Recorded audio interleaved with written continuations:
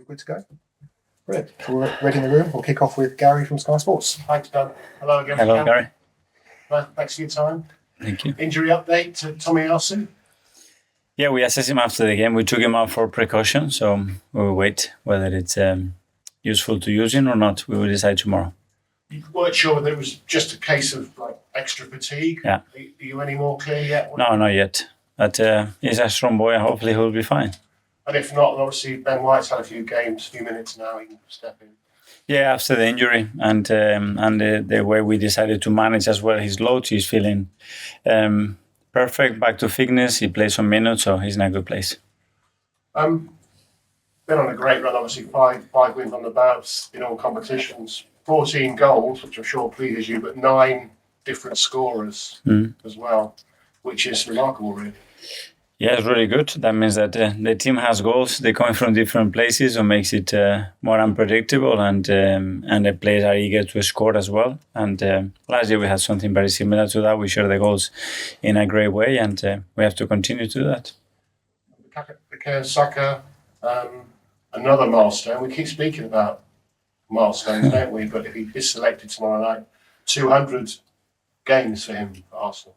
Yeah, Such a young age. It's not bad at his age. Yeah, it's going really fast, but it shows again the consistency, the availability that he had over the last few years. That has been tremendous, and the impact that he's had in the team, really positive. Spoken about that run that you've been on, so obviously everything's really, really positive at the moment, top of the table as well. It's a test of character, isn't it? At Luton Town, small ground on a cold December night.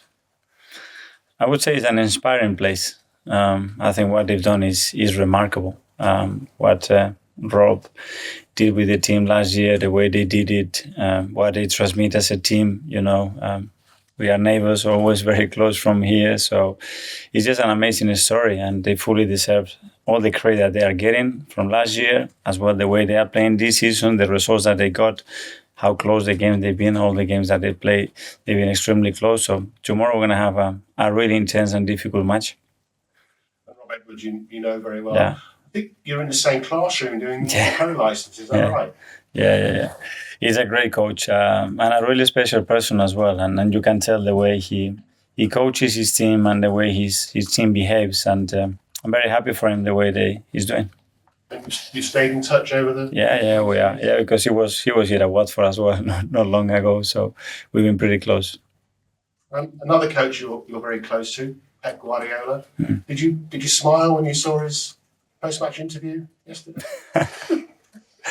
On to the next one, please. Thank you. He doesn't want to do a Mikel commenting about the referees. Is that going to go down in kind of football vocabulary now, doing a Mikel? I'm not sure. I have enough in my garden and in my plate as well. So let's move on. Thank you. Yeah. Yes, George. Oh, sorry, no, we'll go to Becky from PLP. Sorry. Hi, Mikel. Do you think Luton Town are a much better team than what their 17th place in the table currently suggests? I think they're a really good team. I think probably the table doesn't reflect what they've done in many games, the way they lost games or draw games as well in final minutes of final stages of games. As you said, probably doesn't reflect that. But difficult game, that's for sure. For you as a manager, facing a team that you've not actually come across before, is that exciting for you, a different challenge? I would say inspiring, and as well to play there is going to be something that we already discussed with the players, different but really positive, as well the tradition of English football, our league, and they haven't been in the league for a long time. I think Arsenal hasn't played against them for a long time, so it's a good evening. Yeah, I think the last time they played them was back in '91, when the team that you started against Wolves, none of them were even born at that point. I don't meant to make us all feel old, but that's insane. But we are. But just the progression that Luton have had to get to this point. No, it's incredible the way they've done it with the infrastructure that they had. I think it's a leading example for any club in the Premier League, and to give hope as well to any club that is able to do something extraordinary like this. So it's a beautiful story, I think. Thank you. Thank you. George from the BBC. Mikel, sorry, I tried to check, but I don't think you played at Kenilworth Road, have you? No. So what are you going to expect? And you said you spoke to your players about the atmosphere.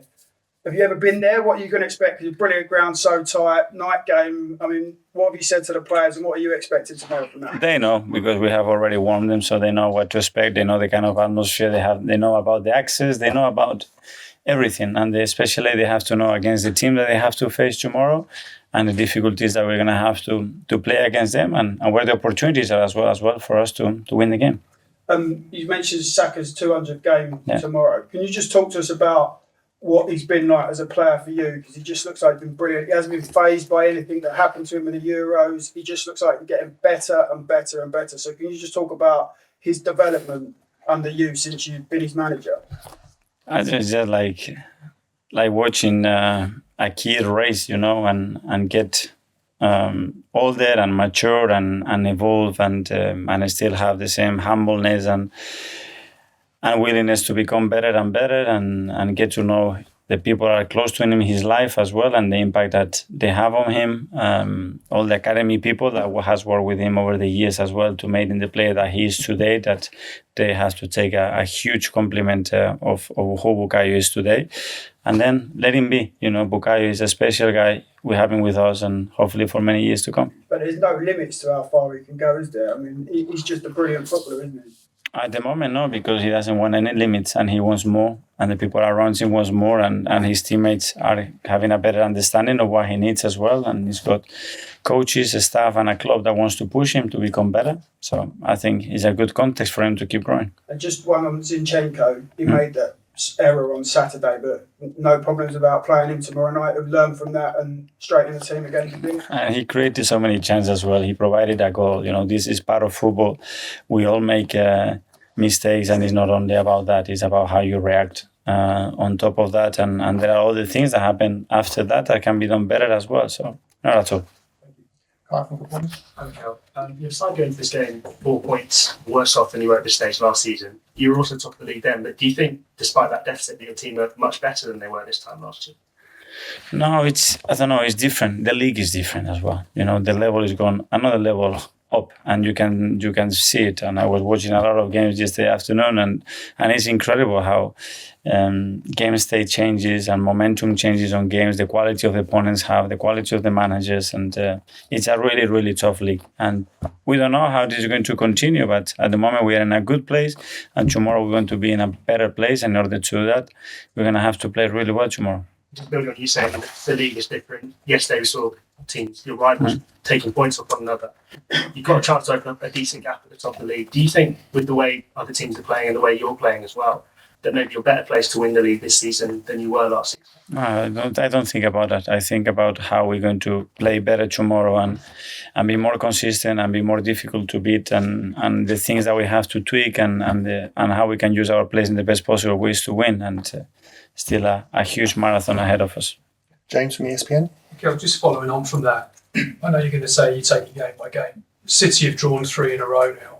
You must take some encouragement from that in the cycle right now. The encouragement, no. The encouragement comes from watching the team play and watching behave every single day, and how hungry and willing they are to play every single game, the way they approach every single training session. That's what it gives me encouraging. What the others do is something that we cannot control.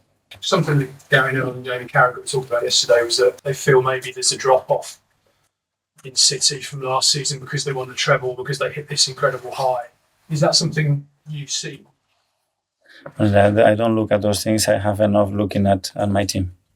You're always very respectful of Pep. If I said mind games to you, do you know what I mean by mind games? When obviously Arsene Wenger and Sir Alex used to get into that sort of thing. You're not a manager to get into mind games. You see the value. If I am good at mind games, maybe you don't notice. Say something about Pep now then. Right, is there any more in the live section? I think we're done for the live section. We'll go on to 10:30 tonight.